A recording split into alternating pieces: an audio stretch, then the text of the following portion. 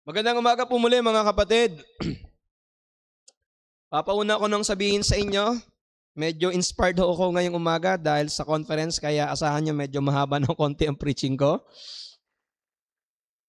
Nagpapasalamat po kami sa Panginoon at sa kanyang biyaya ay nakadalo ang karamihan sa ating mga kalalakihan sa isang mission conference na ginanap sa Quezon City kahapon.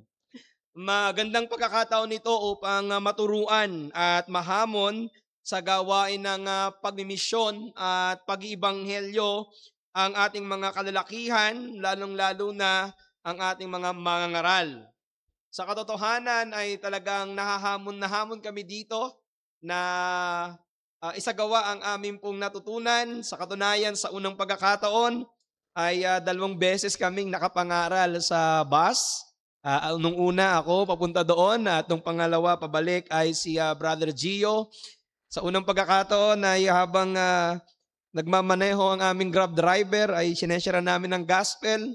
At nung pauwi dito habang nagmamaneho ang aming tricycle driver ay binabahaginan din namin. At actually, inanayahan ko yung ating tricycle driver. Unfortunately ay dahil siguro sa masamang panahon ay hindi natin siya o hindi sila nakadalo.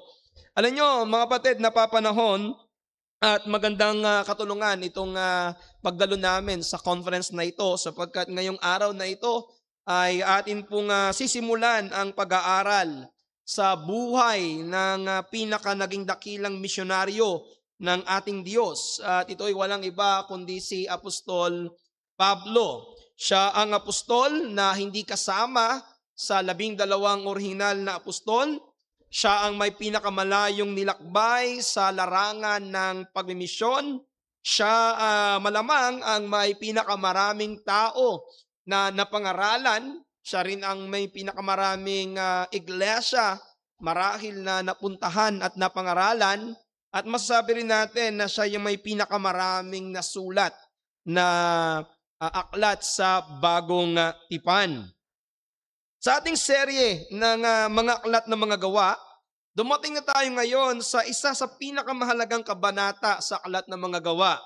Dahil dito natin mababasa sa unang pagkakataon ang kasaysayan ng pagkakaligtas ni Saulo na dating isang malupit na manguusig na naging isang matapang na tagapangaral. Ang isang tao na ubod sa kasamaan, subalit iniligtas ng biyaya ng Diyos.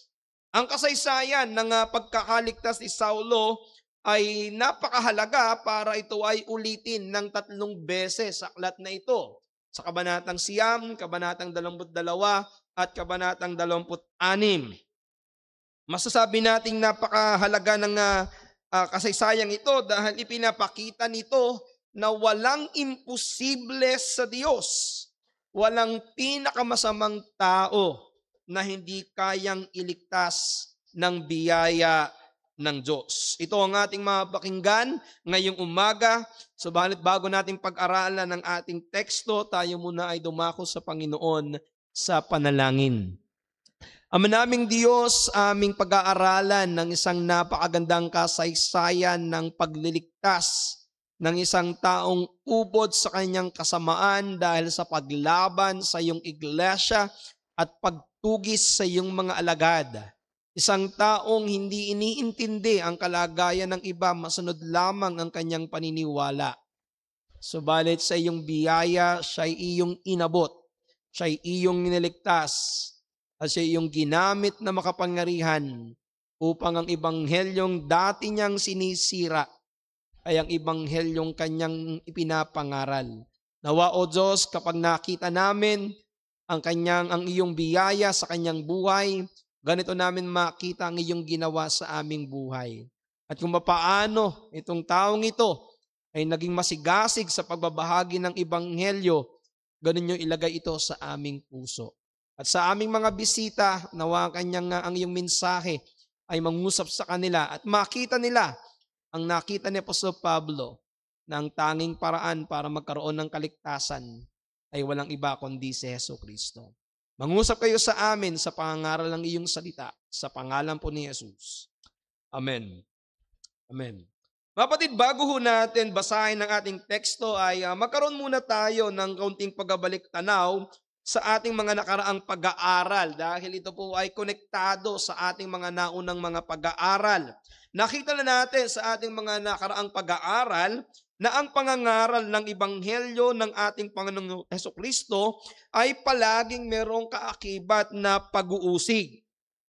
Mula sa kabanatang 4 na pag-aralan natin na noong nangaral ng Ebanghelyo ang ating mga apostol, sila ay inusig ng mga Hudyo, partikular ang mga Pariseyo, kung saan sila ay tinawag at nilitis maging sa harapan ng Sanhedrin.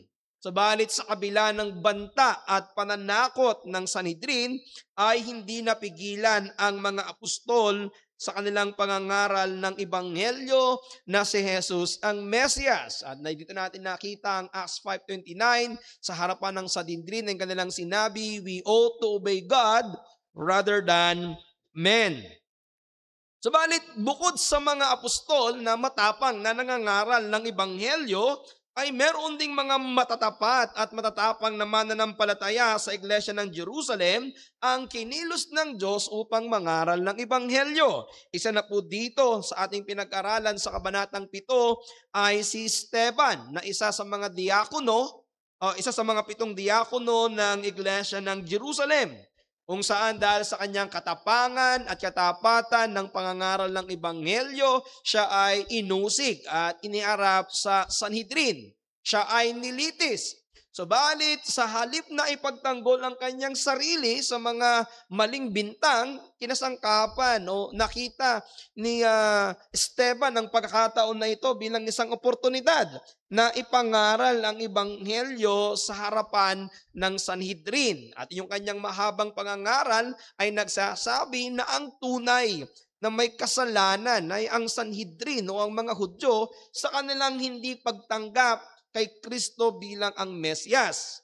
At dahil wala silang magawa sapagkat ang Espiritu ng Diyos ay naka Esteban, masasabi din natin na marahil ay isa si Apostol Pablo doon sa mga tao na nasa kanyang harapan na walang magawa sa debate, umiisip ng paraan ang Sanhedrin ng mga Pariseyo para mawala itong si Esteban. Kaya sila ay gumawa ng isang pagbibintang na itong si Esteban ay lumalaban kay Moses at sa templo na nagresulta ng hatol ng kamatayan sa pamamagitan ng pagbato.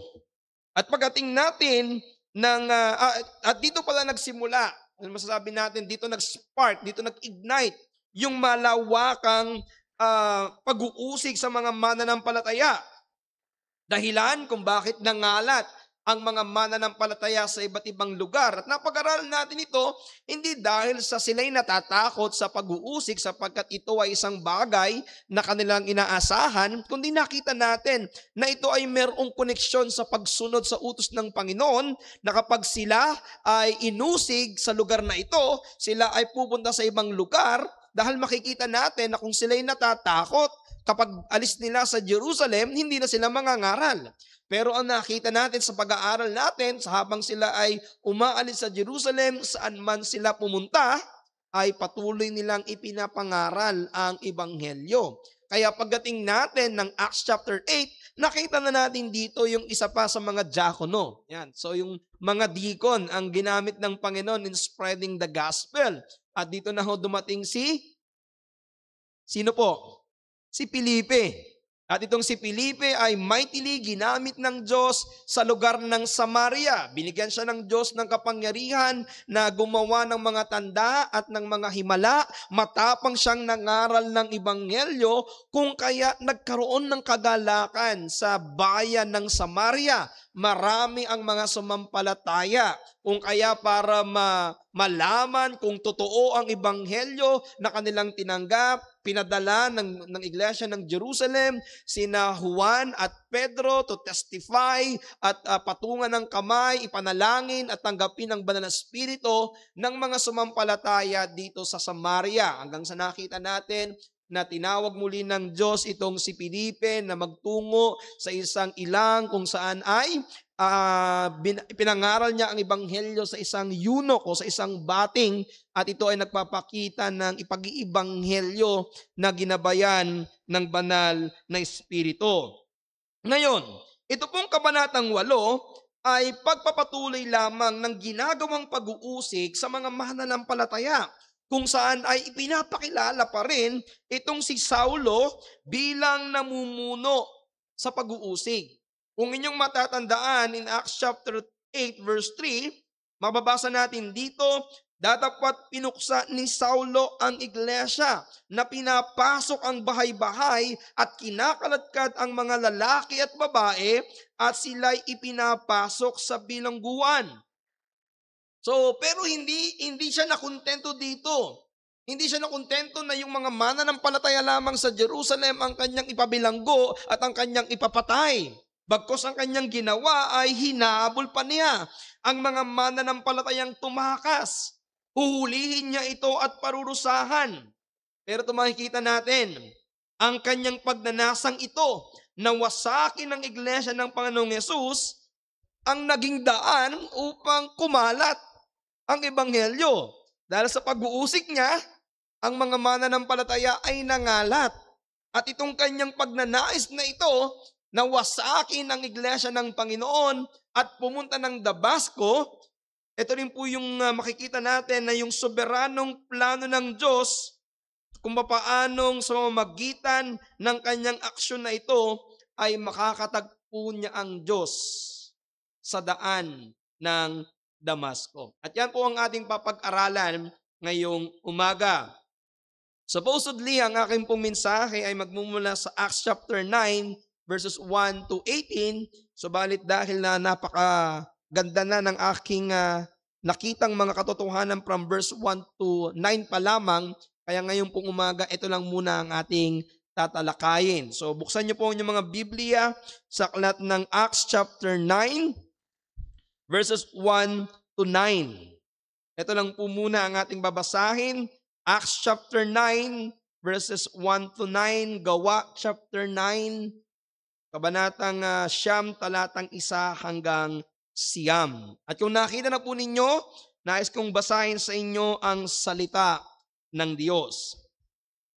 Datapwat si Saulo na sumisilakbo pa ng mga pagbabanta at pagpatay laban sa mga alagad ng Panginoon ay naparoon sa dakilang saserdote at humingi sa kanya ng mga sulat sa Damasco at sa mga sinagoga upang kung siya'y makasumpong ng sinuman sa mga nasa daan, maging mga lalaki o mga babae, ay kaniya silang madalang gapos sa Jerusalem.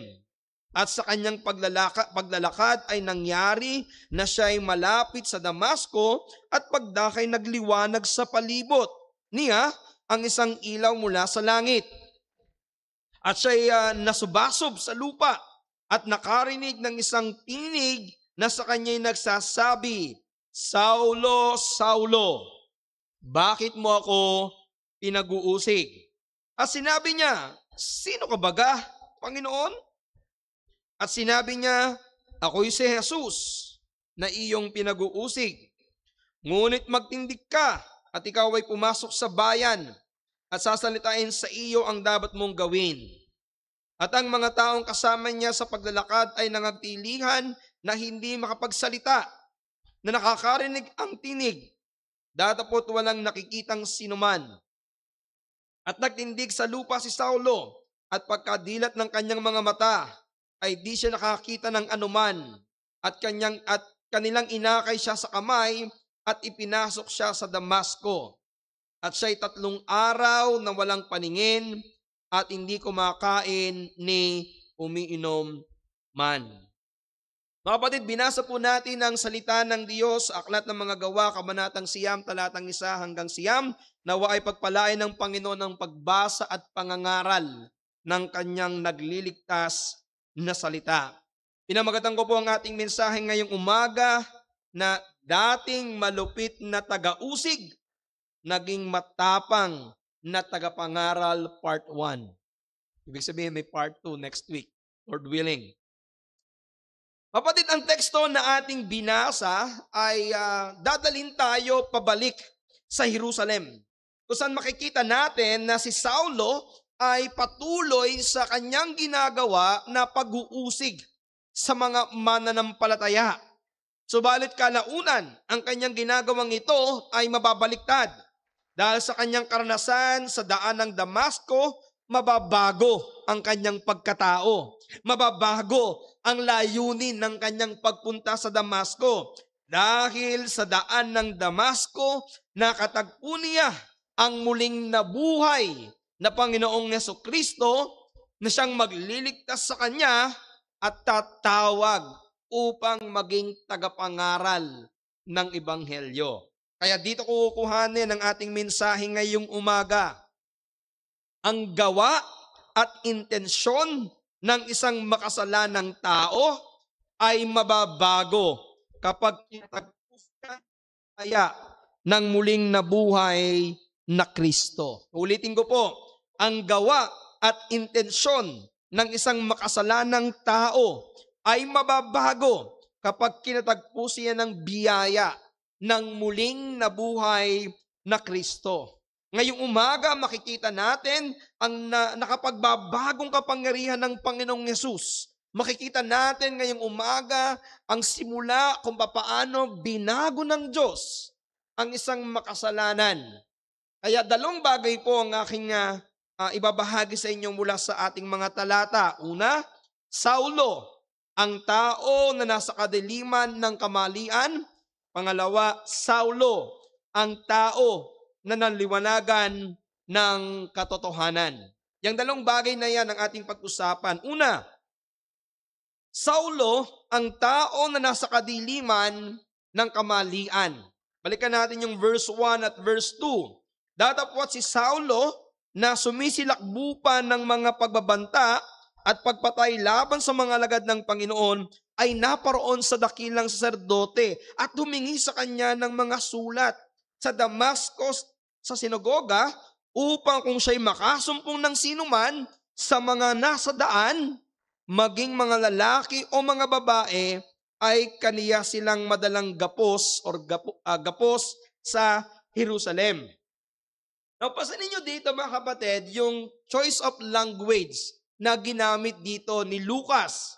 Sa salin sa Tagalog, ang nakalagay ay sumisilakbo pa ng mga pagbabanta at pagpatay laban sa mga alagad ng Panginoon. Pero pag binasa natin ito sa English, meron tayong makikitang word dito na naglalarawan ng kanyang talagang intensyon. Sa English version, ang sabi dito, soul still breathing, threats, and murder against the disciples of the Lord.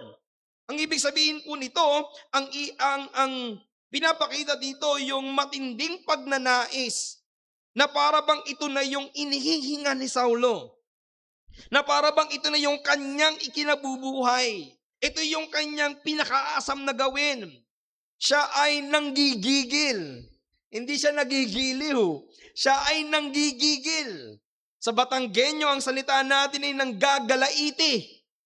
Nanggagalaiti siya na patayin ang mga alagad ng ating Panginoong Yesus. Alam nyo, sinadya, gamitin ni Lucas ang ganitong mga salita para akmang mailarawan ang puso noon ni Saulo kung gaano niya ninanais na puksain ang mga alagad ng ating Panginoon. Kaya malamang ang pangalang Saulo ng Tarsus ay isang pangalang talagang kinatatakutan at iniilagan ng mga alagad na makasalubong sa daan. Sapagkat itinuturing siyang berdugo ng mga Kristiyano. Siya po yung sabihin natin, pinakamatapang sa lahat ng mga Pariseyo sa kanyang pagnanais na hulihin at patayin ang mga alagad ng Panginoon. At makikita natin sa mga susunod na kabanata, nung si Apostol Pablo ay humarap kay Haring Agripa, siya mismo ang nagsabi sa hari kung ano ang kanyang naramdaman at kung ano yung kanyang ginagawa noon. Nakikita natin ito sa ikatlong pagkapakilala ng kanyang kaligtasan o ikatlong pagsasalaysay. In Acts chapter 26, verses 9 to 11, ito yung sinabi niya sa harap ni Haring Agripa. Verse 9, Acts 26 verse 9, tunay na ako may nag-iisip na dapat akong gumawa ng maraming mga bagay laban sa pangalan ni Jesus na taga Nazaret.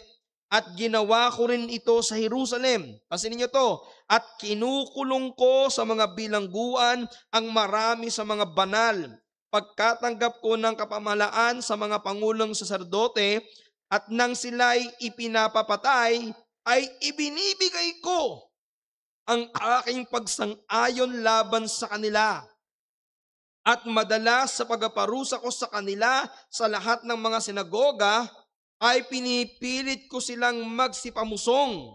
At sa totoong pagkagalit ko sa kanila, sila ay pinag-uusig ko hanggang sa mga bayan ng ibang lupain.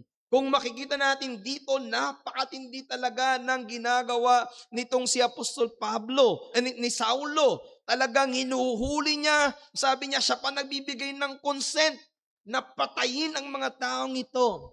Alam nyo, meron tayong mga pest control na mga tao. Ito yung ang trabaho nila ay hanapin, saliksikin ng mga bahay para yung mga kasuluk-sulukan, makita nila yung mga ipis, mga daga, mga anay.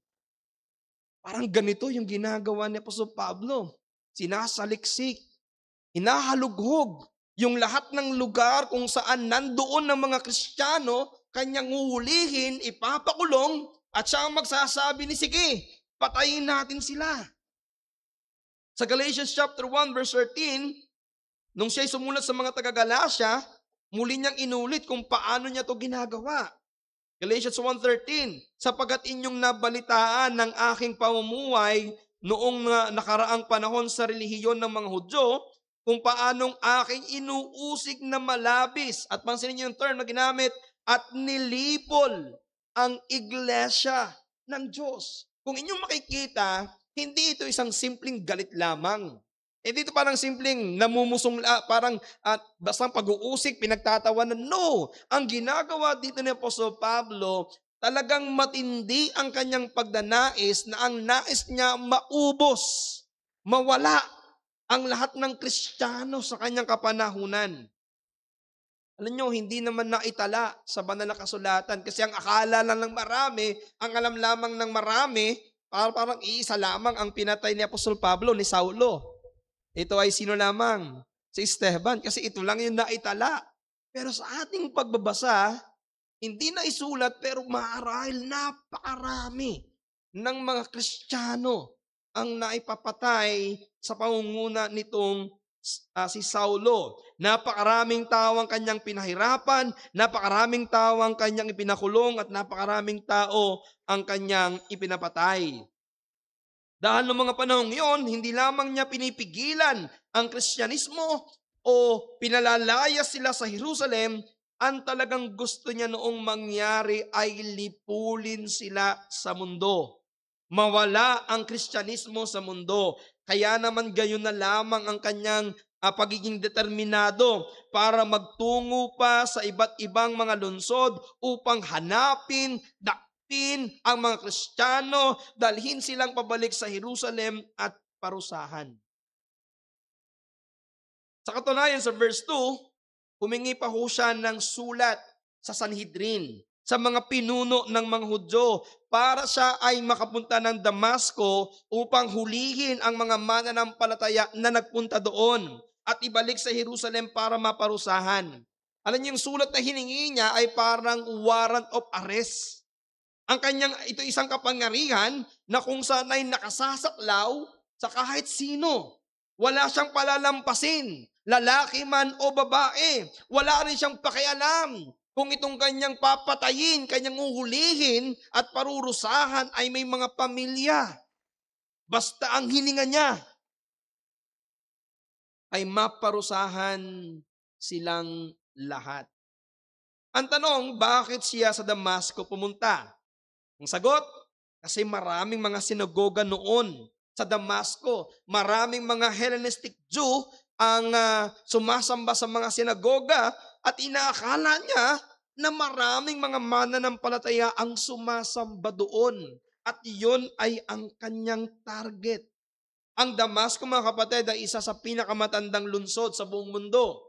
Natayo pa ito nung pangpanahon ni Abraham sa Genesis chapter 14 verse 15. Matatagpuan po ito sa pangunahing mga ruta ng kalakalan, mga 240 kilometers sa hilagang silangan ng Jerusalem. Ang Damasco ay nasa lalawigan ng Syria, ngunit meron tong kalayaan bilang isang lungsod at siya'y kabilang sa 10 lungsod ng Decapolis. Dito po naninirahan ang libu-libong mga Hudyo. Ngayon, nung dumating ang mga Hellenistic Jew na mananampalataya mula sa Jerusalem, nagdulot ito ng malaking epekto. Alam niya ang gagawin ng mga mananampalatayang ito ay magbahagi ng ebanghelyo. Kaya nagpasya itong si Saulo na bago pa man maipangaral ng malawakan ang ebanghelyo sa Damasco, humingi na siya ng warrant of arrest, ng sulat ng kapamahalaan upang puntahan ang Damasco at hanapin ang mga Kristiyano upang sila ay hulihin, parusahan, ibalik sa Jerusalem. Pero hindi ba kayo nagtataka o nagtatanong, bakit ba galit na galit itong si Saulo sa mga mananampalataya? Bakit ba nanggagalaiti? Bakit ba sabi dito, is breathing threats? Humihinga siya ng pagbabanta. Bakit siya galit na galit? Alam niyo, merong dahilan ng isang tao para magalit at meron ding dahilan para sobrang maging galit na galit. Alam niyo mga kapatid, si Saulo ay naniniwala bilang isang pariseyo na pag-aralan natin na talagang napakatindi ng kanyang pagiging pariseyo, napakatapat niya sa kanyang pananampalataya. O bilang isang pariseyo, si Saulo ay naniniwala sa mga propesiya ng lumang tipan na ang Diyos ay magpapadala ng isang Mesiyas o tagapagligtas sa bayan ng Israel. Ito yung paniniwala ng karamihang mga Hudyo o ng karamihang mga Israelita. Ngayon, ano naging problema niya? Bakit siya nagalit? Ang problema na si Saulo sa mga Kristiyano ay hindi ang paniniwala sa darating na Mesiyas. Hindi siya nagagalit dahil naniniwala yung mga kababayan niya sa pagdating ng Mesiyas. Ang kanyang ikinagagalit ay yung paniniwala ng mga Hudyo na si Jesus mismo ang Mesiyas. Ang kanyang ikinagagalit, yung paniniwala nila na si Jesus, yung minihula na Mesiyas. Bakit? Now, bilang isang pariseyo, alam nila ang kasulatan sa lumang tipan. Sigurado tayo na alam ni Saulo kung anong sinasabi ng Biblia patungkol sa pagdating ng Mesiyas. Kaya para kay Saulo, paano kaya na itong si Jesus na ito ang naging Mesiyas? Ayon sa Deuteronomy 21, verse 22 to 23. Deuteronomy 21, 22 to 23, at kung ang isang tao ay magkaroon ng kasalanang marapat sa kamatayan at siya'y mapatay at iyong ibitin sa punong kahoy, ay huwag papanatilihin ang kanyang bangkay sa punong kahoy buong gabi, kundi iyong ililibing sa araw ding yaon, sapagkat sinumpa ng Diyos ang ibinitin sa punong kahoy, upang wag mong lapastanganin ang iyong lupain na ibinigay sa iyo ng Panginoon mong Diyos na pinakamana mo. So ang ibig sabihin dito mga kapatid, alam ni Saulo na si Jesus ay namatay sa magitan ng pagpapapako sa krus, pagpapapako sa kahoy. Kaya ayon sa nasulat sa Deuteronomy, ang sino mang nakabitin o ibinapako sa krus ay isinumpa ng Diyos. Dahil dito para kay Saulo, hindi maaari na si Jesus ang Mesiyas. Dahil si Jesus ay ipinako sa krus. Therefore si Jesus sinumpa ng Diyos. Ito yung kanyang nilalabanan. Ito yung hindi niya matanggap. Oo, may darating na Mesiyas. Pero hindi yan si Jesus. Dahil yung inyong sinasamba, yung inyong sinasabing Mesyas, sinumpa yan ng Diyos. Namatay yan sa krus. Kaya ang ating makikita dito, hindi siya galit sa mga Hudyo dahil lamang galit siya sa mga Hudyo. Nagagalit siya dahil sa kanyang teolohiya, sa kanyang paniniwala. Yung kanyang paniniwala, yung kanyang theology, ang nagtulak sa kanya para maging masigasig na puksain ang tinatawag niyang maling aral na ipinapangaral ng mga tagasunod ng Panginoong Hesus. Dahil iniisip niyang kalaban ng kanilang pananampalatayang Judaismo ang Kristyanismo. Nakikita niya na banta sa Judaism ang Kristyanismo. Kaya naisip ni Saulo na kailangan niyang gumawa ng aksyon. Kailangan niyang mapigilan ito. Kailangan niyang lupigin ang mga tagasunod nitong Jesus na ito. Kaya anong kanyang ginawa? Inusig niya. Hinuhuli niya. Pinapatay niya. Bilang isang Pariseo, alam niya kung ano yung mga ginagawa sa mga taong lumalaban sa pananampalataya. Iniisip marahil ni Saulo yung ginawa ni Moses, na kung saan nag-utos na patayin ang mga sumasamba sa Diyos-Diyosan sa bundok ng Sinai in Exodus 32 verse 27 to 28, at patayin yung mga sumasamba sa Diyos-Diyosan sa Baal Peor sa Bilang chapter 25 verse 1 to 5. Iniisip niya na tama yung ginagawa ko, gaya ng ginawa ni Moses.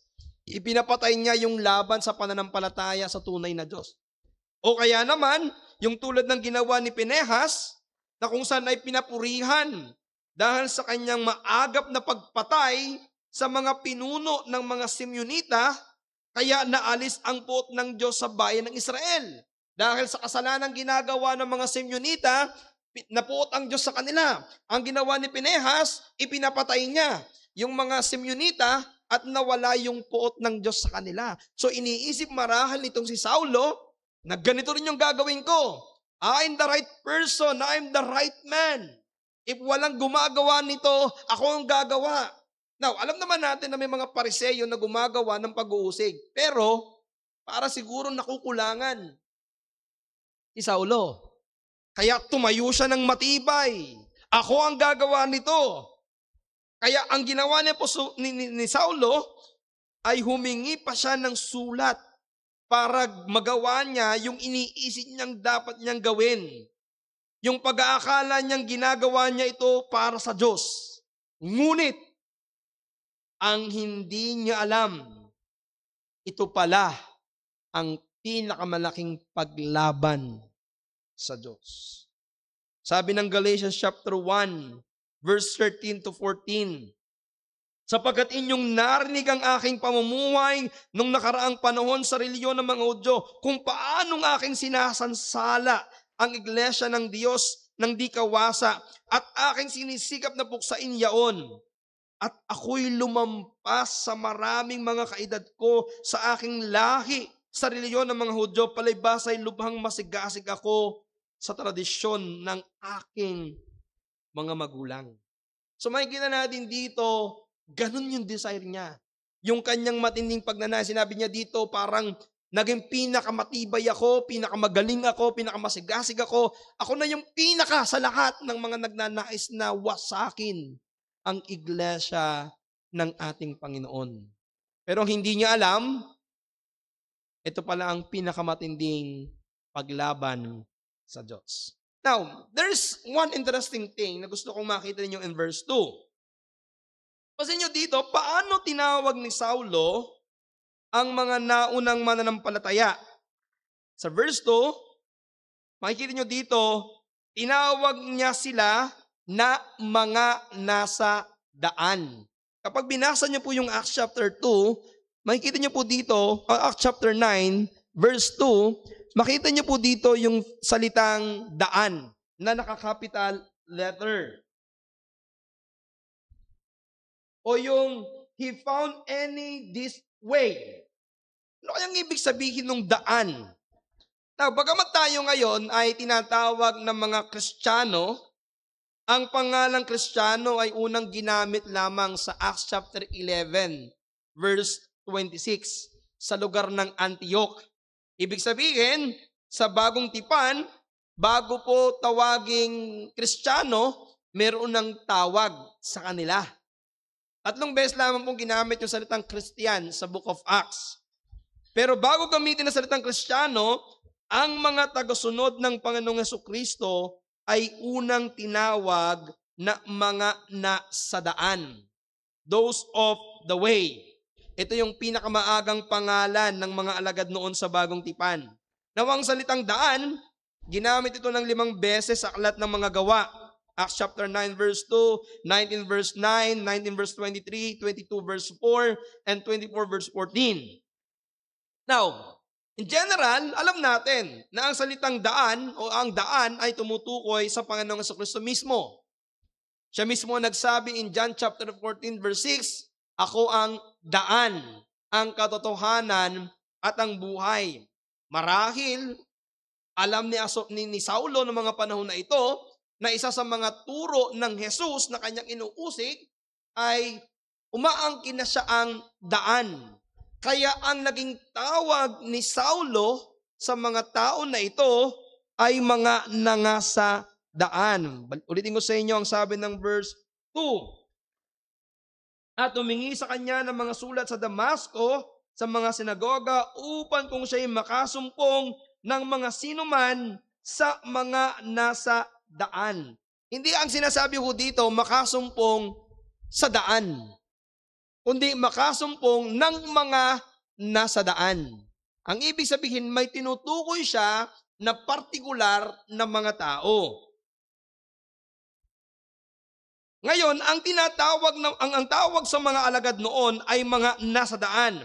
Ibig sabihin, ito yung mga tao na nabubuhay na nakasentro kay Kristo. Hindi ito isang ritual ng relihiyon, kundi isang relasyon ng paglakad na kasama si Kristo.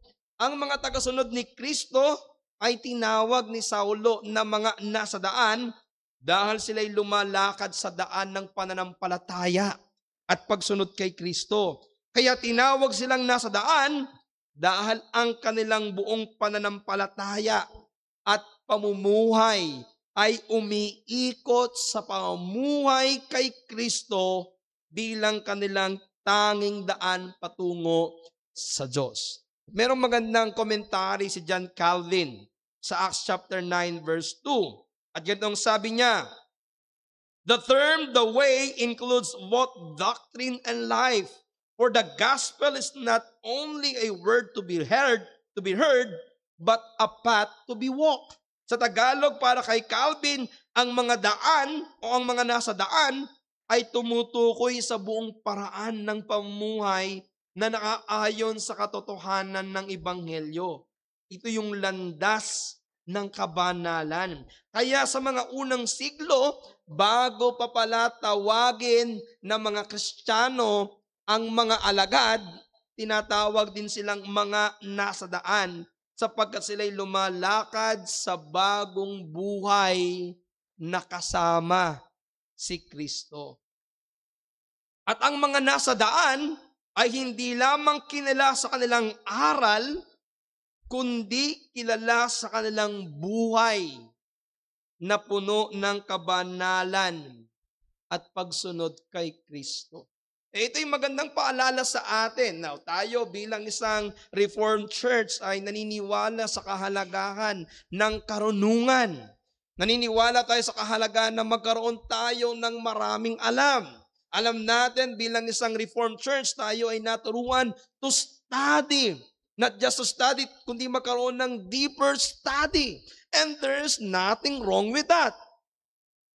Ang mga Reformed pastors, mga Reformed preachers, makikita natin napakarami ng mga libro sa kanilang mga library.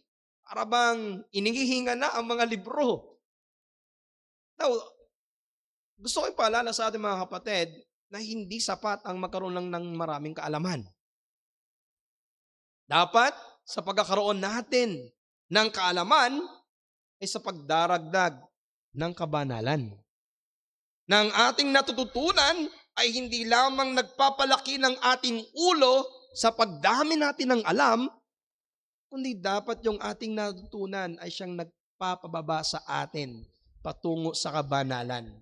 Nabanggit ko na to sa inyo minsan sa isang pangangaral na ang isang palay, kapag yan ay babago at wala pang laman, yan ay matayog at mataas. Pero kapag yan ay nagkaroon ng laman, yung palay ay nagkaroon ng butil, habang yan ay nahihinog, yan ay yumuyukod. Nangangahulugang siya ay marami at bumibigat. Ito yung larawan ng isang tao na dumadami ang kaalaman sa salita ng Diyos. Hindi ka nagiging mayabang. Ikaw ay nagiging mas banal.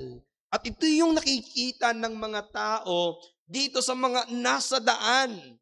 Hindi lamang sila natututo kay Kristo, sila'y lumalakad nakasama ni Kristo. Kaya ang panuri ko sa atin, magsuri tayo sa aming mga bisita, sa aming mga regular na dumadalo. Sa tingin ba ninyo, kayo ay nasa daan na? Hindi po ang dating daan, hindi po ang bagong daan, hindi po ang inyong daan, kundi ang tanong ko kung ikaw ba ay nasa daan na ng Panginoong Hesukristo. Ikaw ba ay nasa nag-iisang daan na? Ikaw ba ay na kay Kristo na? Kung wala pa, nais ko sabihin sa iyo, ang tanging daan upang ikaw ay magkaroon ng buhay na walang hanggan ay sa pamagitan ng nag-iisang daan. At ito'y walang iba kundi si Kristo. Walang ibang daan, walang dating daan, walang bagong daan, hindi maraming daan, hindi maaari ang iyong daan. Ang tanging daan patungo sa Diyos ay iisa lamang. Yan ay si Jesus. Wala kang pwedeng ibang daanan. Hindi ka pwedeng mga tuwiran. Lahat naman tayo ay may kanya-kanyang paniniwala. Lahat naman tayo ay mayroong kanyang-kanyang dinaraanan. Ang mahalaga, naniniwala ka, at ang mahalaga, seryoso ka. Kaibigan, kahit gaano ka kaseryoso sa ginagawa mo, kung iba ang dinaraanan mo, hindi ka makakarating sa kaharian ng Diyos. Kung hindi ka kay Kristo dumaraan patungo sa kaharian ng Diyos, hindi ka makakarating sa Ama. Kaya ang paniyayo ko sa inyo, ngayong araw na ito, kung wala ka pa kay Hesukristo, kung wala ka pa sa tamang daan, ito na ang pagkakataon para ikaw ay tumaan sa nag-iisa at tanging daan. Pero gusto ko ipaalala sa iyo, kakaunti lamang ang tunay na nakakatagpo at tunay na dumadaan sa tamang daan. Kakaunti lamang ang dumadaan sa makipot na daan. Dahil ang gusto ng karamihan ay ang kanyang sariling daan. Ang maluwag at malapad na daan sa kapahamakan. Yan ang sabi ng Matthew chapter 7 verse 13 to 14. Makipot ang daan patungo sa kalangitan at malapad at maluwag ang daan patungo sa kapahamakan. At kakaunti lamang ang dumadaan sa makipot na daan. Ang paanyaya ng Panginoon, mga kaibigan, pumasok ka sa makipot na daan. Siguraduhin mo na ikaw ay nasa iisang daan lamang. Ang daan na makakarating sa kalangitan. Pero nais kong ipaalala sa iyo, ang makipot na daan ay hindi madaling tahakin.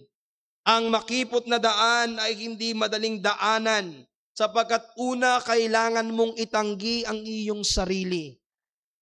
Kailangan mong aminin na ikaw ay hindi mabuti. Kailangan mong aminin na wala kang kaya para iligtas ang iyong sarili mula sa iyong mga kasalanan. At kailangan mong iwanan ng iyong gusto upang makasunod ka sa gusto ng Panginoong Hesukristo. Ang ibig sabihin, ang pagdaan sa makipot na daan ay may kaakibat na pagtanggi sa iyong sarili, pagtalikod sa iyong mga kasalanan, at pagtitiwala kay Kristo lamang. Yan ang kailangan para ikaw ay makadaan sa makipot na daan. Kaya lamang marami ang ayaw dito. Bakit? Gusto nila sa malapad at sa maluwag na daan. Bakit yan nga naman makikipagsiksikan sa makipot? Kung meron namang maluwag. Marami ang gusto sa maluwag na daan dahil mas madaling dumaan dito. Mas maalwan, mas maluwag. Lalo tigit, sa malapad na daan, ikaw ang nasusunod. Hindi ka pipigilan sa gusto mong gawin. Pwede mong gawin ang lahat ng gusto mo. Pwede mong isipin ang lahat ng gusto mong isipin. Pwede kang magbisyo. Pwede kang mambabae, pwede kang manlalaki, pwede kang magsugal, pwede mong gawin ang gusto mo sa malapad at maluwag na daan. Pero ang hindi mo alam, ang maluwag na daan na hindi ka pinipigilan sa iyong mga maling gawain ay ang daan na magdadala sa iyo sa kapahamakan. Yan ang sabi ng Kawikaan 12 verse 14. May mga daan na tila tama sa paningin ng tao, pero ang dulo nito ay daan ng kamatayan. Ito isang paalala sa inyo na nandito ngayong umaga. Ito paalala sa inyo ngayon na nandito at nakikinig.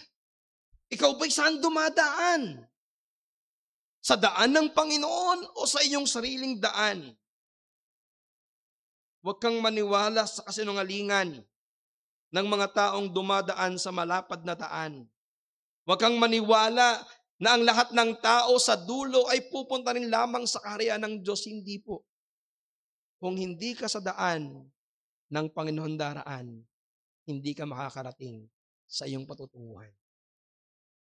Alam nyo, kayo ng mga taga rito sa Lipa, kabisado ninyo na bago kayo makarating sa lugar na ito, marami kayong pwedeng daanan.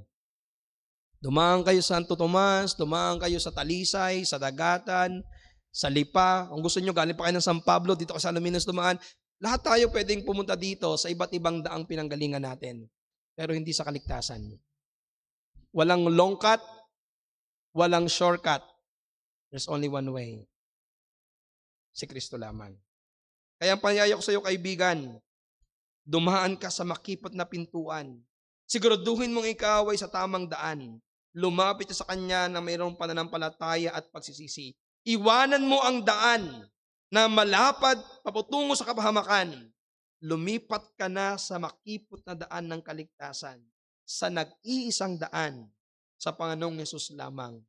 Tandaan mo, ang tanging paraan para makadaan ka dito, kung ikaw ay buong pusong lalapit kay Kristo, na nagsisisi sa iyong mga kasalanan at buong pusong sasampalataya sa Kanya. Mga kapatid, kayong mga miyembro ng iglesyang ito, ang tanong ko sa inyo, nakikita ba ng mga tao na kayo ay nasa tamang daan? Nabubuhay ba tayo na nakikita ng mga tao na si Kristo ay nasa ating buhay?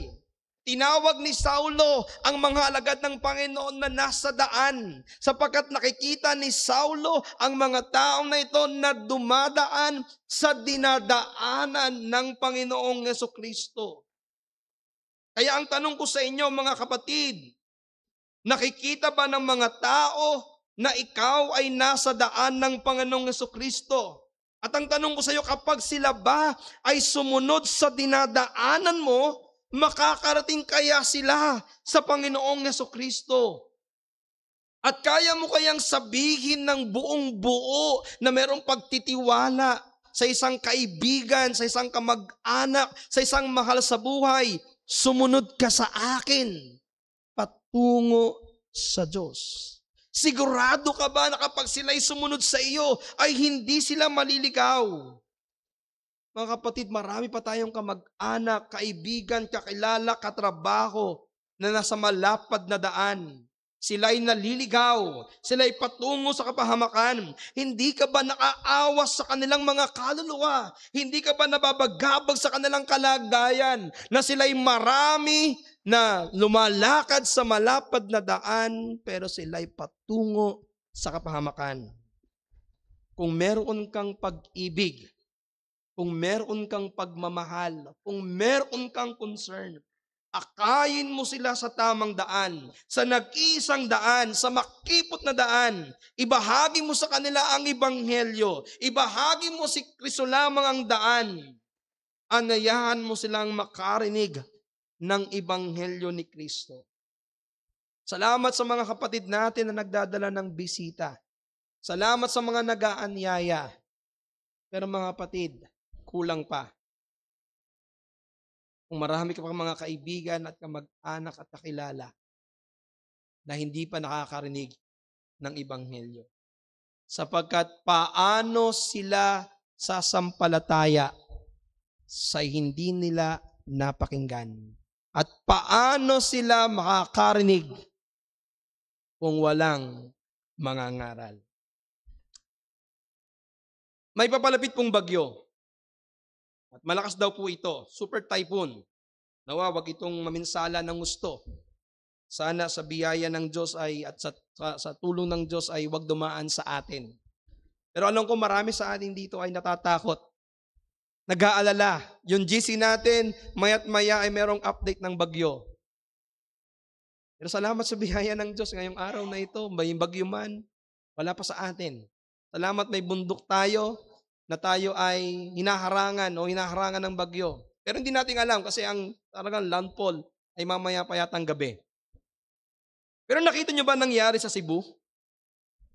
Libo-libong kabahayan at gusali ang nasira. Libo-libong negosyo ang nalugi. Libo-libong mga sasakyan ang nagpatong-patong sa daan. Subalit ang mas malungkot, ang mas nakadudurog ng puso, ay ang daang mga namatay at nalunod na hindi dumaan sa makipot na daan. Na sila ay nalunod sa tubig at ngayon nasusunog sa kapahamakan. Huwag sanang ipahintulot ng Diyos na ganito mangyari sa ating lugar. Pero kung loobin ito ng Panginoon, ang mabigat nito, kung ikaw ay malunod, papunta ka sa kalangitan. Pero kapag sila ang nalunod, masusunog sila sa walang hanggan. Kaya magmadali ka, magdalang tapang ka, hikayatin mo ang iyong mga mahal sa makipot na daan ng kaligtasan bago sila mapahamak sa kanilang paglalakad sa malapad na daan. Mga kapatid, ito ay hindi isang pagpipilian. Yan ay isang utos ng Diyos na dapat nating gawin na merong katapatan. Kaya sana mga kapatid, pagpilitan natin. Ang kaligtasan ay wala sa kamay natin. Ang kaligtasan ay nasa Diyos. Pero tayo ang itinilaga ng Diyos bilang kanyang mga ambasador sa mundong ito para ipangaral ang ebanghelyo upang maligtas ang kanyang mga hinirang mula sa kanilang mga kasalanan. Pangalawa, ang tao na naliwanagan ng katotohanan. Balik tayo sa ating teksto, verse 3 to verse 5. At sa kanyang paglalakad ay nangyari na siya'y malapit sa Damasco at pagdakay nagliwanag sa palibot niya ang isang ilaw mula sa langit. At siya'y nasumbasog sa lupa at nakarinig ng isang tinig na sa kanya nagsabi, Saulo, Saulo, bakit mo ako pinag-uusig? At sinabi niya, sino ka baga, Panginoon? At sinabi niya, ako'y si Jesus na iyong pinag-uusig. Ang daan patungong Damasco ay naging isa sa pinakakilalang daan sa buong mundo dahil sa natatanging pangyayaring ito. Kinatagpo ng Diyos ng muling nabuhay na si Kristo, si Saulo. Habang si Saulo ay naglalakbay upang hulihin ang mga tagusunod ng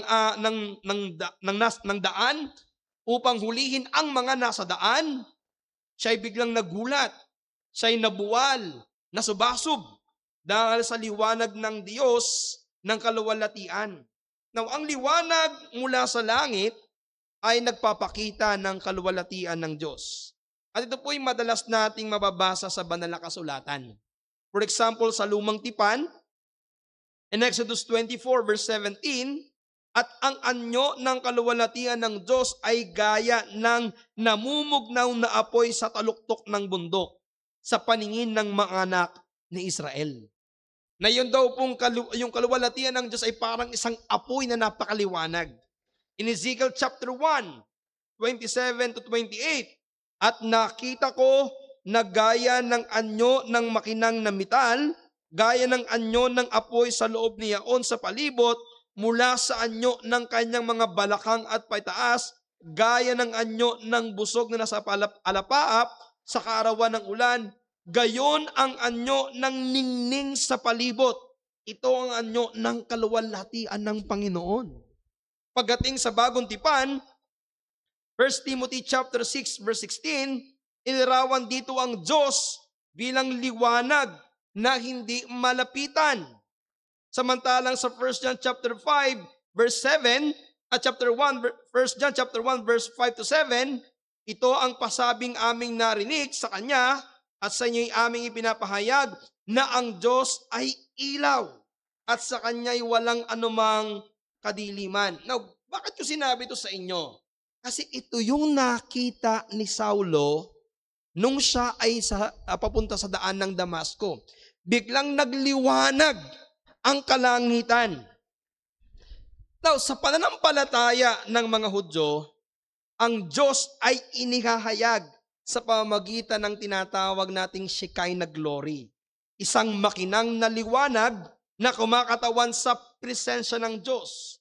Subalit ito ay may takip o tabing sapagkat walang tao ang makatatagal sa kanyang kaliwanagan. Walang mata na kayang tumagal sa liwanag ng Diyos. Kaya nang makita ni Saulo yung liwanag, hindi niya may paliwanag ang kanyang nakita, kaya siya'y nasubasog. At ano naging unang reaksyon ni Saulo? Siya po ay nasubasog sa lupa. Pero ito hindi dahil sa paggalang o pagsamba, kundi sa matinding takot at pagkasindak. Hindi siya sumamba, nang makita niya liwanag, sumamba, nagulat siya. Kasi habang siya'y papunta doon sa Damasco, biglang nagliwanag ang kanyang dinaraanan. At nang marinig niya ang isang tinig mula sa langit, ito yon, alam niyang ito ay tinig ng Diyos. Nung yung liwanag biglang nagsalita, alam niya na ito ay ang Diyos ang nagsasalita. At sa mga Hudyo, sa mga Pariseyo, meron tinatawag na batkol. B-A-T-H-Q-O-L. Batkol o anak ng tinig. Now, para sa isang Pariseyo, ang gayong tinig ay merong kasamang nakasisilaw na liwanag at malinaw na matanda ng presensya ng Diyos. What do I mean? Nung lumiwanag, alam ni Saulo na yung liwanag na yon ay hindi basta liwanag. Alam nyo, may mga pagkakataon na pag mayroong bagyo, mayroong biglang liwanag ng kidlat. Ito habang siya naglalakad, mayroong liwanag. At yung liwanag, nagsalita. Sa isip ni Saulo, Diyos yung nagsasalita sa liwanag na yon. Pero nalilito itong si Saulo. Nung marinig niya, at maaaring iniisip niya, sino itong nagsasalita na ito mula sa langit? Bakit sinasabi niya na siya ay aking inuusig? Ito yung nagpapalito sa kanya. Naniniwala siya na mayroong Diyos. Naniniwala siya na Diyos to. Pero ang tanong niya, bakit sinasabi ng Diyos na ito? Bakit mo ko pinag-uusig? Hindi ba't ipinagtatanggol ko ang Diyos? Hindi ba't buong buhay ko ay inilaan ko para paglingkuran ang Diyos? Kaya nagkaroon ng malaking pagtatanong itong si Saulo. Kung sino yung nagsasalita na yon. Now, niliwanag po kung sino yung nagsasalita na yon. Sa Acts chapter 9, maikli lamang po ang salaysay tungkol sa nangyaring ito. Ngunit, sa ibang bahagi, pag-aaralan natin sa Acts 26, sa 1 Corinthians chapter 9, chapter 15, ipapaliwanag pa yung mas malawak na karanasang ito. Dinagdagan pa ni Ananias at ni Bernabe sa Acts chapter 9 kung sino yung kanyang nakita. So, ang gusto ko sabihin sa inyo, yung liwanag na inaakala ni Saulo na Diyos, ay si Jesus. Kaya yung liwanag na yon ay ang Diyos sa persona ni Jesus. So gusto ko makikita nyo dito mga kapatid, maliwanag na ang Panginoong Hesus mismo nagpakita kay Saulo sa nakasisilaw na liwanag na nagsasabi, Saulo, Saulo, bakit mo ako pinag-uusig? Napakaganda po ng tanong na ito sapagkat ipinapakita nito na ang Panginoong Hesus ay lubos na nakikibahagi sa kanyang mga alagad. Saulo, Saulo, bakit mo ko pinag-uusig? Sino bang inuusig ni Saulo? Ang alagad. Pero tinake ng Panginoong Hesus na ang pag-uusig na ginagawa sa mga alagad ay pag-uusig ni Saulo sa kanya mismo. Kaya ang pananakit sa katawan, which is ang iglesia, ay pananakit din sa kanya. At mga kapatid, ito'y paalaala sa atin kung paano natin dapat tratuhin ng ating kapwa mananampalataya. Dahil kung paano natin tratuhin ang isang kapatid kay Kristo, ganon din natin tinatrato si Kristo.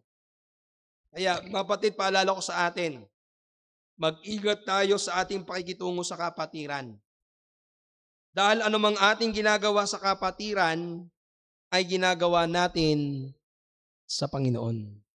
Matthew 25 verse 40, tunay na sinasabi ko sa inyo, yamang inyong ginagawa sa isa sa pinakamahamak sa mga kapatid kong ito, ay sa akin ninyo ginagawa. Ang ibig sabihin, ang salitang ito ay nagpapakita na kung paano natin tinatrato ang ating kapwa mananampalataya, refleksyon ng ating pagtrato kay Kristo. Ang ating mga kapatid sa pananampalataya ay bahagi ng katawan ni Kristo, kung saan si Kristo ang ulo. Kaya, anumang pananakit, paninira, paglapastangan, pagbaliwala sa kapatiran, ay ginagawa natin sa katawan mismo ng Panginoon.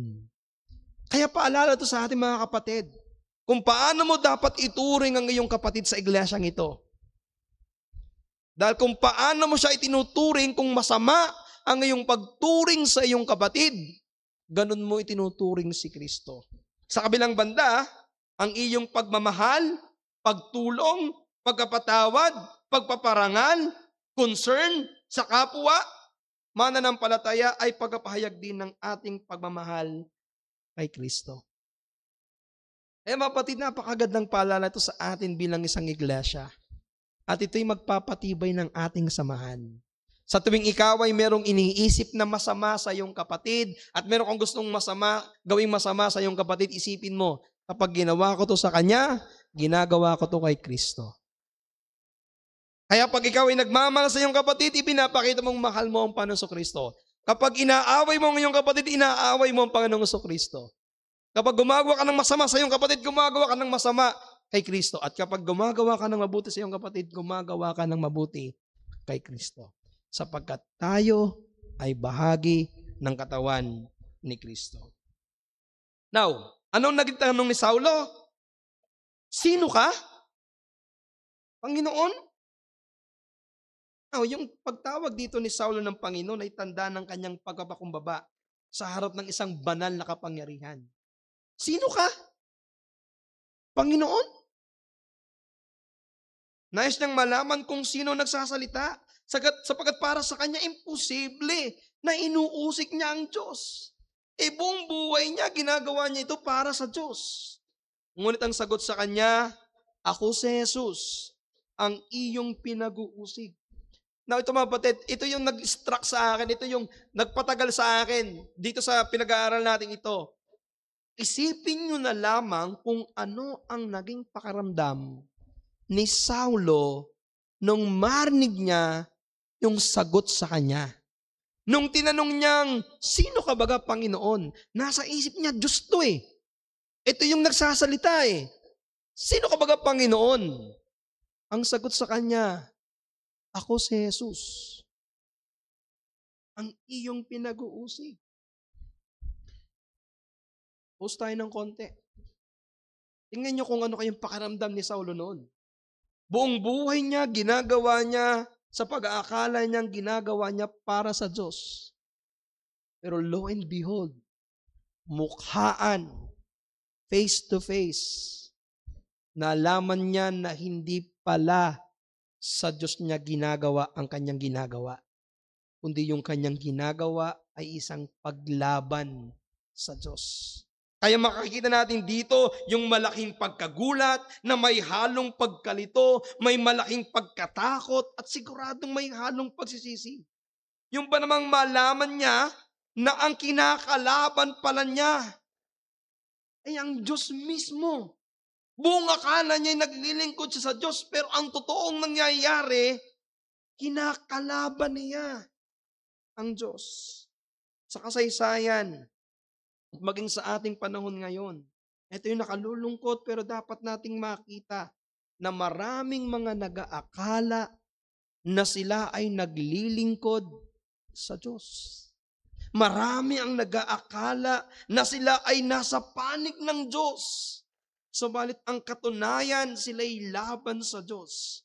At ang kanilang ginagawa ay kinamumuhian ng Diyos. Yan ang kasalanan ng mga mangangaral, ng mga nagtuturo na iba ang pagpapakilala kay Kristo. Yan ang kasalanan ng mga relihiyon na binabago ang ebanghelyo ng Kristo. Oo, sila ay seryoso. Sila ay determinado. Sila ay masugid. Pero ang kanilang ginagawa ay laban sa Diyos, sapagkat hindi nila kinikilala ang Diyos ng Biblia. Kaya naman ang tagpong ito, ang ganap na yumanig sa mundo ni Saulo at bumaligtad ng kanyang buong teolohiya, yung kanyang buong pananaw, na gaya ng isang naglalagablab na apoy ay binuhusan ng napakaraming napakalamig na tubig, na biglang nawala ang lahat ng kanyang maling paniniwala sapagkat binago siya ng presensya ng Diyos. Kaya ano makikita natin sa susunod nating pag-aaral? Kalaunan, ang isang malupit na taga-usig ay naging isang matapang na tagapangaral. Ang dating nasa kadiliman ng kaisipan ay nagkaroon ng kaliwanagan. Ang dating kaaway ng ebanghelyo ay naging kakampi at sugo ng ebanghelyo. Ang pangyayaring yaon ay nagbigay sa kanya ng kumpirmasyon na tunay nga na buhay ang Jesus.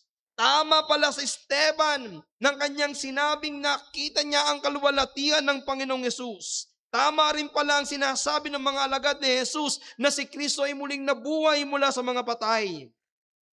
Tama nga pala na si Jesus, ang taong ipinako sa krus, ay tunay na muling nabuhay mula sa mga patay. Tama nga pala na si Jesus ang Mesiyas. Kaya kung noon si Jesus para sa kanya ay isang taong patay at nakalibing at isinumpa ng Diyos, para sa kanya ngayon siya ang Mesiyas at nabubuhay magpakailan man. Pero ang tanong natin, anong nangyari pagkatapos niyang makatagpo ni Saulo ang Panginoong Yesus ng harapan? Sabi ng verse 8 to verse 9, at nagtindig si Saulo at pagkadilat ng kanyang mga mata ay di siya nakakita ng anuman at kanyang inakay sila at ipinasok sa Damasco at siya'y 3 araw na walang paningin at hindi kumain ni iminom man. Mga kapatid, ang pagpasok ni Saulo sa Damasco ay hindi tulad ng kanyang inaasahan. Ano yung napakaganda nangyari dito? Sa halip na pumasok siya bilang isang bayani na matagumpay na nilalabanan ang mga alagad ni Jesus, pumasok siya sa Damasco bilang isang alagad ni Kristo. Yung plano niya na pumasok ng Damasco para hulihin ang mga Kristiyano, pumasok siya ngayon doon para makisama sa mga Kristiyano. Yan ang kayang gawin ng Diyos sa buhay mo. Yan ang ginawa ng Diyos sa buhay ni Saulo, na kaya rin niyang gawin sa buhay mo. Yung masama mong gawa at yung masama mong intensyon, kapag kinatagpo ka ng biyaya ng Diyos, ay mababago. Makikita nyo rin dito yung pagkabulag ni Saulo ay isang makapangyarihang larawan ng spiritual na katotohanan. May iba't ibang teorya bakit siya nabulag. Isang teorya na nabasa ko, dahil sa liwanag na kanyang nakita, nagkaroon siya ng temporary blindness. And I think it is reasonable to believe na kapag ikaw ay nakakita ng isang sobrang liwanag, it can cause blindness. Pero higit dito, ang kanyang pagkabulag ay merong spiritual na katotohanan. Ang dating nasa pag-uusig o ang dating tagapag-usig na nasa kadiliman ng kasamaan, ngayon ay nasa kaliwanagan ng Ebanghelyo. Literal na nabulag sa liwanag ng kalawalatian ni Kristo.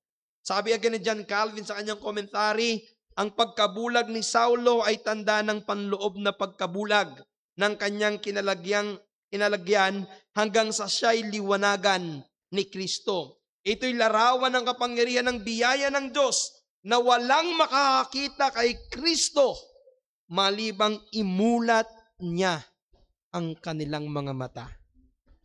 Nakita lamang ni Saulo si Kristo, hindi sa kanyang sariling pagnanasa, kundi nung binuksan ng Diyos ang kanyang espiritual na mata. Ang 3 araw na pagkabulag ni Saulo at hindi kumain at hindi uminom ay hindi lamang isang pisikal na karanasan, kundi isang spiritual na proseso ng pagsuko at pagsisisi. Sabi ni Matthew Henry sa kanyang komentary, ang 3 araw na yon ay ginugol niya sa panalangin at pagpapakumbaba sa harapan ng Diyos habang siya ay nakakaranas ng kabigatan sa kanyang kasalanan at pagkamangha sa awa ng Diyos. Kaya tandaan niyo, mapatid, ang biyaya ng Diyos madalas dumadaan muna sa pagkawasak ng ating dating sarili. Si Saulo ay kailangan maging bulag upang makita niya ang Diyos.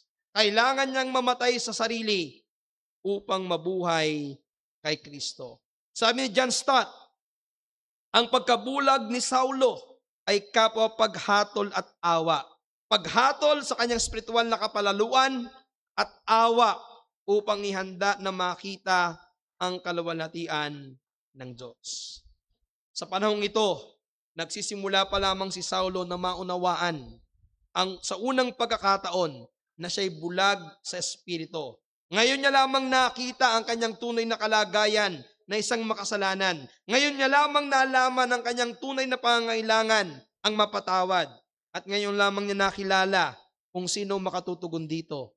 Yun ay si Jesus lamang. Kapatid, nakakasigurado ako na noong mga panahon na ito, binabalikan ni Saulo ang lahat ng bagay na kanyang nagawa.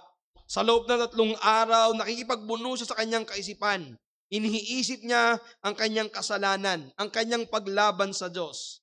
At nananalangin siya sa habag at awa ng Diyos. Bilang konklusyon, ang pagliligtas ni Saulo ay larawan ng napakalawak na biyaya ng Diyos. Itinuturo nito sa atin na walang makasalanan ang hindi kayang patawarin ng Diyos. Walang kadiliman na hindi niya kayang liwanagan. At kahit ang pinakamalaking kasalanang nagawa mo ay kayang patawarin ng Panginoong Jesucristo.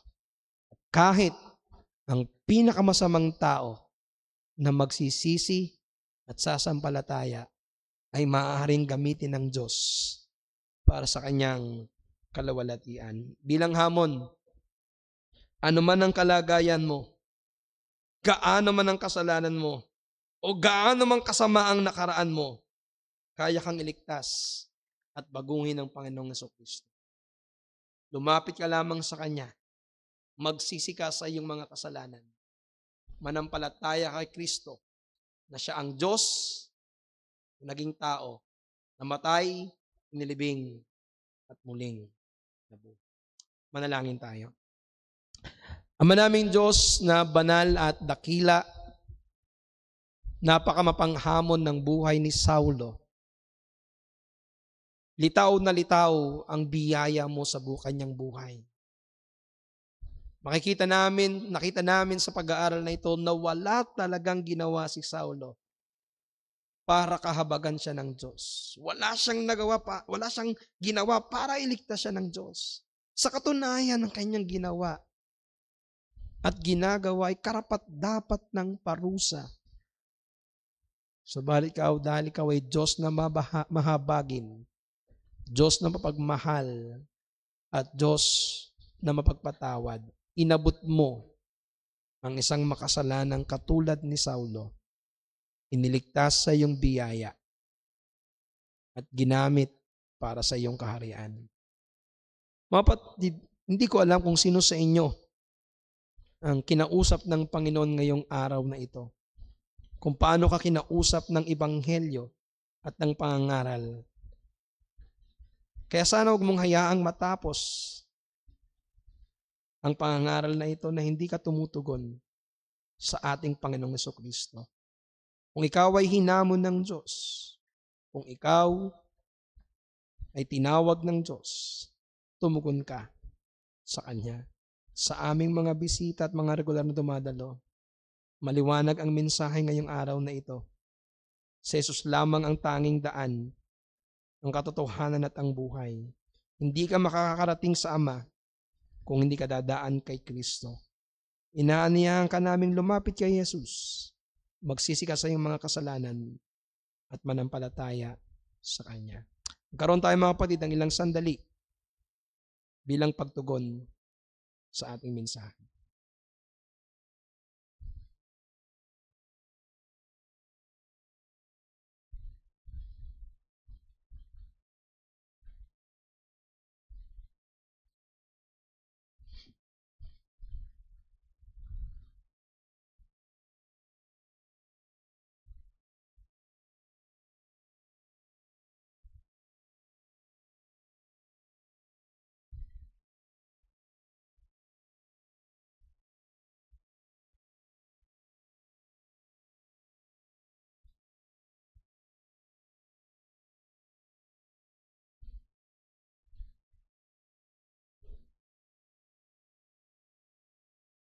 Manaming Diyos, ikaw lamang po ang aming itinatanghal. Salamat sa iyong biyayang nagliligtas. Salamat sa iyong biyayang nagbabago. Salamat sa iyong pagtawag sa amin. Salamat sa iyong pagliligtas sa amin. Ang aming dalangin, patuloy mo kaming gamitin para sa iyong kaharian, para sa iyong kalawalatian. Dalangin namin ito sa pangalan ni Jesus. Amen. Tayo po tayong lahat mga kapatid at tayo po tumugon ng isang awit sa ating pong pangangaral.